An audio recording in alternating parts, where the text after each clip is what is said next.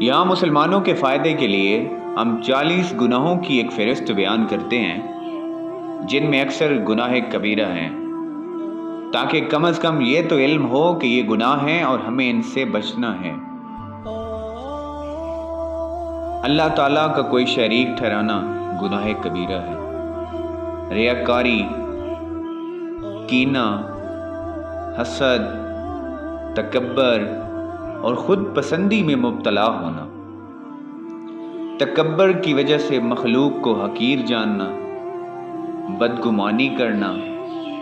دھوکہ دینا، لالچ، حرص، تنگ دستی کی وجہ سے فقراء کا مذاق اڑانا، تقدیر پر ناراض ہونا، گناہ پر خوش ہونا، گناہ پر اصرار کرنا، نیکی کرنے پر تعریف کا طلبگار ہونا، حیض والی عورت سے صحبت کرنا،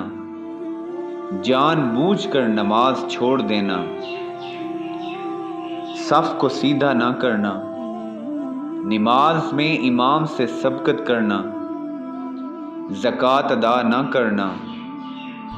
رمضان کا کوئی روزہ چھوڑ دینا، قدرت کے باوجود حج نہ کرنا،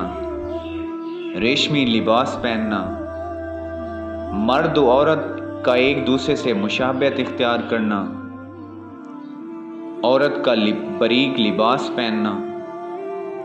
اترا کر چلنا، مصیبت کے وقت چہرہ نوچنا، تھپڑ مارنا یا گریبان چاک کرنا، مقروض کو بلا وجہ تنگ کرنا، سود لینا دینا، حرام ذرائع سے روزی کمانا، ذخیرہ اندوزی، شراب بنانا، پینا، بیچنا، ناپ تول میں کمی کرنا، یتیم کا مال کھانا، گناہ کے کام میں مال خرچ کرنا، مشترکہ کاروبار میں ایک شریک کا دوسرے سے خیانت کرنا، غیر کے مال پر ظالمانہ قابض ہو جانا، اجرت دینے میں تاخیر کرنا اور امانت میں خیانت کرنا۔ یہ چند باطنی اور ظاہری گناہ ذکر کیے ہیں۔